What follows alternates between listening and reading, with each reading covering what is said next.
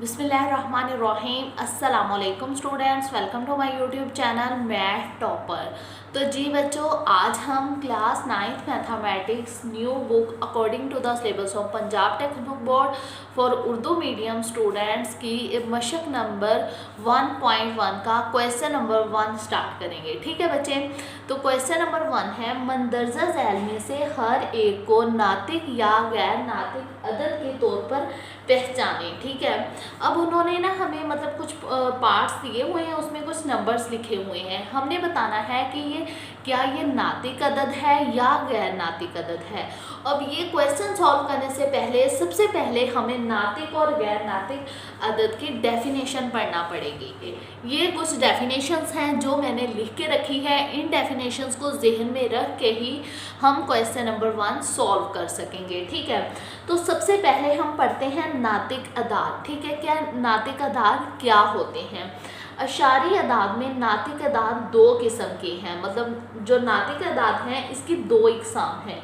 एक इख्तिताम पजीर का मतलब वो अदद जो ख़त्म हो जाए, मतलब आगे चलते ना जाए, एक महदूद नंबर तक ख़त्म हो जाए। ठीक है, और गैर इख्तिताम पजीर का मतलब है कि जो ख़त्म ही ना हो। ठीक है, मतलब नातिक अदद की एक तो इकसाम है इख्तिताम पजीर, एक गैर इख्तिताम पजीर। अब पहले हम पढ़ेंगे इख्तिताम पजीर। ऐसे अशारी अदाद नातिक होते हैं जिनके अशारी अदाद की तादाद गिनती में लाई जा सके, मतलब जिन्हें हम काउंट कर सकें। ठीक है, वो कहलाते हैं इख्तिताम पजीर अशारी नातिक अदाद। जैसे ये देखें, 2/5, 2 को जब 5 पर डिवाइड करेंगे तो इसका आंसर आएगा 0.4। अब आप देखें 0.4 एक महदूद नंबर है, इसे हम काउंट कर सकते हैं। ये कोई ऐसा नंबर नहीं है जो आगे चलता जाता है, तो इसीलिए ये क्या हुए इख्तिताम पजीर इशारी नातिक अदाद। ठीक है, अब हम पढ़ेंगे बच्चे गैर इख्तिताम पजीर इशारी नातिक अदाद। ठीक है, तकरारी भी इसमें आता है, सॉरी। ऐसे अशारी अदाद जो गैर इख्तिताम पजीर हों, ठीक है, मतलब हों जो ऐसे जो चलते जाएं आगे ख़त्म ना हों, लेकिन जिनमें अशारी अदद या अदाद का एक ब्लॉक बार बार अशारी हिस्से में दोहराया जाए। इसका क्या मतलब है कि एक तो वो आगे चलते जाएं और एक उसमें जैसे 2/9 0.22 आगे डॉट्स लगाए हुए हैं मैंने। डॉट्स का मतलब है कि आगे ये चलते जा रहे हैं, एक तो ये आगे चलते जा रहे हैं, दूसरा आप देखें इनमें ना अशारी अदद, मतलब अशारिये के बाद जो अदद है ना वो बार बार दोहराया जाए। देखें बार बार अशारी हिस्से में दोहराया जाए, जैसे 0.2222 ही है इसके अंदर। ठीक है, मतलब 2 बार बार दोहराया जा रहा है, इसलिए ये एक नातिक अदद है जिसमें अशारिया के बाद जो वैल्यू है वो बार बार दोहराई जाए। जैसे ये देखें, ये वाली एग्जाम्पल देखें 4/11, इसमें 0.36 एक ब्लॉक बन गया ना, ये एक अदद नहीं है, दो अदद है, एक ग्रुप बन गया। तो 36 बार बार दोहराया जा रहा है और आगे ये चलता जा रहा है, तो इसीलिए ये कौन से हुए गैर इख्तिताम पजीर तकरारी अशारी नातिक अदाद। तकरार का यही मतलब है कि बार बार रिपीट हो रही है। ठीक है बच्चे, अब हम पढ़ेंगे गैर नातिक अदाद। गैर नातिक अदाद ऐसे अदाद होंगे जो गैर इख्तिताम पजीर हों, लेकिन अशारी अदद में कोई भी अदद या अदाद का ब्लॉक दोहराया नहीं जाएगा। मतलब ऐसे मैं आपको एग्जांपल से समझा देती हूँ। ऐसे हो 1 2 3 4 5 6 और आगे ऐसे चलते जा रहे हो। ठीक है, लेकिन इनमें से कोई भी अदद, मतलब पॉइंट के बाद, सॉरी पॉइंट लगाना मैं भूल गई, पॉइंट के बाद कोई भी अदद रिपीट ना हो। ठीक है, चलते जा रहे हो, ख़त्म ना हो, लामहदूद हो, लेकिन कोई अदद या अदाद का ब्लॉक यानी ग्रुप दोहराया नहीं जाए, रिपीट ना हो, तो उसे हम कहेंगे बच्चे गैर नातिक अदाद। ठीक है, दोनों डेफिनेशंस को आपने जहन में रखना है। चलते हैं अपने फर्स्ट पार्ट क्वेश्चन नंबर 1 के फर्स्ट पार्ट की तरफ। से देखिए हमारा पार्ट 1 देखिए 0.353535। ठीक है, अब आप देखें इसके आगे कोई डॉट्स नहीं लगे हुए, इसका मतलब है ये एक इख्तिताम पजीर है, ऐसा अदद है जो ख़त्म हो जाए और जो अदद ख़त्म हो जाता है, इख्तिताम पजीर हो, उसे क्या कहते हैं? ऐसे इशारी अदाद नातिक होते हैं जिनके इशारी तादाद की तादाद गिनती में लाई जा सके, मतलब गिन सके, इख्तिताम पजीर हों, ख़त्म होने वाले, तो उसे हम क्या कहेंगे? नातिक अदाद। ठीक है, तो हमने लिख देना है ये एक इख्तिताम पजीर इशारी अदद है। ठीक है बच्चे, अब हम यहाँ पर लिख देंगे ये एक इख्तिताम पजीर इशारी अदद है, इसलिए ये एक नातिक अदद है क्योंकि ये ख़त्म हो रहा है। अब बच्चे पार्ट 2 की तरफ चलें। 0.6, लेकिन अगर आप गौर करें 6 के ऊपर ना बार लगा हुआ है। बार का ये मतलब है कि ये आगे चलता जा रहा है, मतलब ऐसे 0.666, फिर बार का ये मतलब है ये आगे 6 बार बार रिपीट हो रहा है और आगे चलता जा रहा है।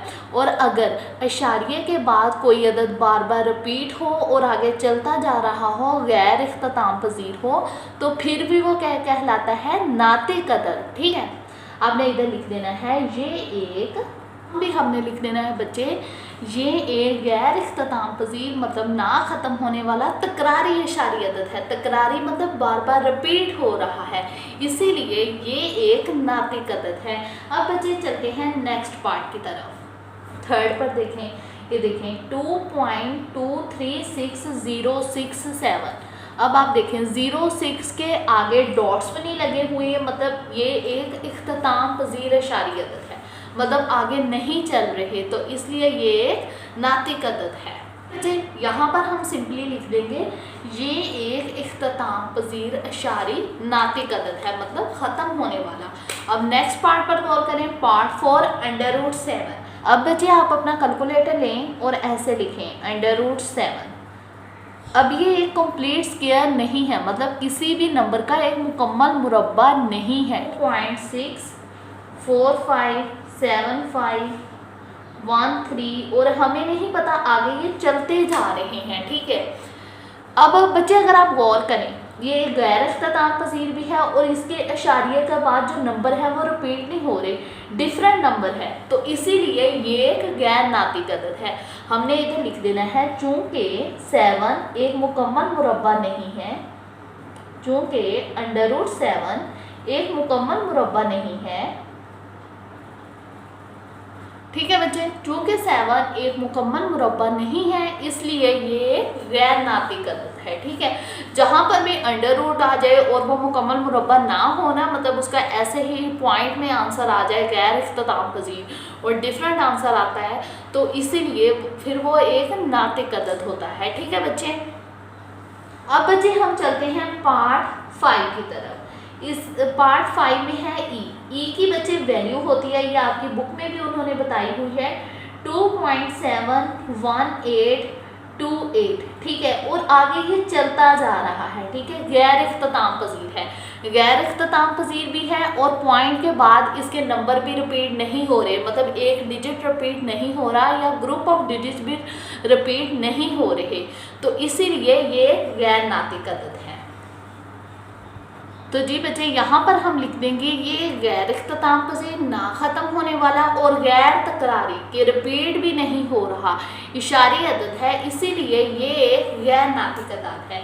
अब बच्चे नेक्स्ट पार्ट देखें, इसमें हमें उन्होंने पाई दिया हुआ है। अब आप जानते हो पाई की वैल्यू होती है 22/7। ये देखें 22/7, अगर हम इसे डिवाइड करें तो आप इसका आंसर देख सकते हैं। इशारिये के बाद आगे चलती जा रही हैं वैल्यूज़, मतलब 3 के बाद भी नंबर्स आ सकते हैं और ये नंबर्स रिपीट भी नहीं हो रहे, मतलब एक डिजिट या ग्रुप ऑफ डिजिट रिपीट नहीं हो रहा, इसलिए ये भी एक गैर नातिक अदद है। ठीक है बच्चे, यहाँ पर भी हम लिख देंगे ये गैर इख्तिताम पजीर और गैर तकरारी इशारी अदद है, इसलिए ये एक गैर नातिक अदद है। अब बच्चे नेक्स्ट क्वेश्चन देखिए, पार्ट 7 5 + √11। अब हम अगर √11 लें तो इसका देखें ये आंसर आता है √11 और इसमें +5 कर दें। देखिए आगे ये चलता जा रहा है। ठीक है, मतलब 9 के बाद भी नंबर्स हो सकते हैं और पॉइंट के बाद डिफरेंट नंबर हैं। ठीक है, तो इसका मतलब है ये एक गैर नातिक अदद है। यहाँ पर हम लिखेंगे कि नातिक और गैर नातिक अदद का मजमुआ, मजमुआ मतलब जमा, ठीक है, कि नातिक और गैर नातिक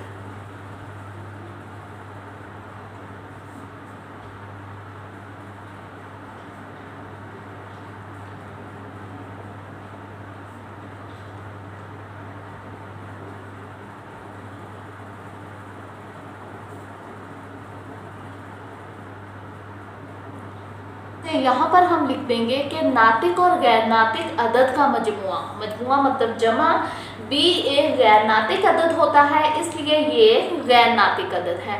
अब बच्चे पार्ट 8 देखें, √3 प्लस √30। अब अगर आप गौर करें, देखें √3 का भी ऐसे पॉइंट में आंसर आएगा जो आगे चलता जा रहा है, और √13 का भी ऐसे पॉइंट में आएगा, ठीक है। इसका मतलब है कि ये दोनों एक गैर नातिक अदद है, तो हमने लिख देना है 2 गैर नातिक अदद का मजमुआ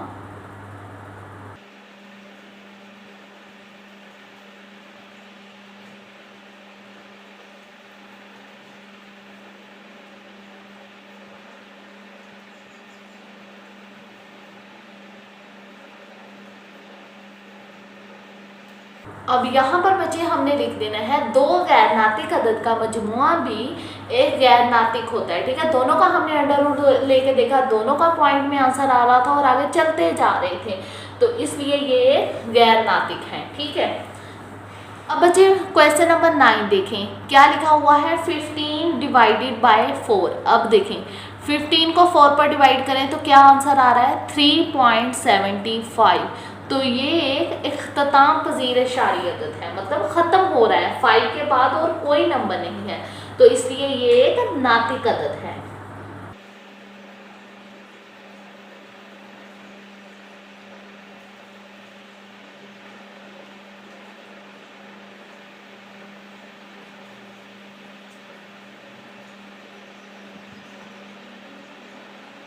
ठीक है बच्चे, यहाँ पर हम लिख देंगे ये एक इख्तिताम पजीर अशारी अदद है, इसलिए ये एक नातिक अदद है।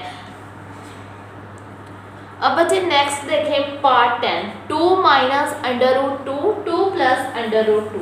तो इसे भी मैं आपको सॉल्व करके दिखाती हूँ कि कैसे, क्या ये एक नातिक अदद है या गैर नातिक अदद है, ठीक है बच्चे।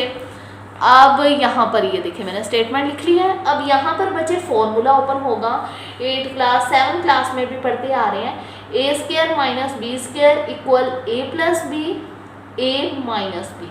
अब अगर आप गौर करें, एक रकम माइनस में है, एक रकम प्लस में है, तो इसका मतलब ये वाला फॉर्मूला अप्लाई हो सकता ना, a का स्क्वायर यानी 2 का स्क्वायर ले लेंगे पहली रकम का, माइनस लगाएंगे दरमियान में क्योंकि माइनस का फॉर्मूला अप्लाई कर रहे हैं, और b का स्क्वायर मतलब √2 का स्क्वायर लगा लेंगे, ठीक है। 2 का स्क्वायर लेंगे तो हमारे पास 4 आ जाएगा, माइनस ये इसे आप क्या लोग उर्दू में क्या कहते हैं, जज़र, जज़र मुरब्बे से काट दिया तो 4 - 2, 4 में से 2 माइनस किया तो इसका बच्चे हमारे पास आ जाएगा 2। अब इसका आंसर 2 ही आ गया, एक इख्तिताम पजीर अदद है, तो इसीलिए ये एक नातिक अदद है। यहाँ पर हम लिख देंगे ये एक नातिक अदद है, ठीक है, ऐसे, ठीक है बच्चे। स्टूडेंट्स, ये था आज का लेक्चर। आई होप आपको समझ आई होगी। मेरे इस चैनल पर आपको इंग्लिश मीडियम में भी लेक्चर मिला करेंगे 9th एंड 10th क्लास के, एंड उर्दू मीडियम में भी मिला करेंगे। अगर वीडियो अच्छी लगे लाइक ज़रूर कीजिएगा, चैनल को शेयर करना मत भूलिएगा। कोई भी क्वेश्चन हो कमेंट सेक्शन में लाजमी पूछिएगा, मैं इंशाल्लाह आपके हर कमेंट का रिप्लाई करूँगी। और प्लीज़ मेरे चैनल को सब्सक्राइब भी कर दीजिएगा, साथ में बेल आइकन को भी प्रेस कर दीजिएगा ताकि मेरी हर नई आने वाली वीडियो का नोटिफिकेशन आपको जल्द मिल जाए। अपना बहुत सारा ख्याल रखिएगा, दुआओं में याद रखिएगा। ओके, अल्लाह हाफिज़।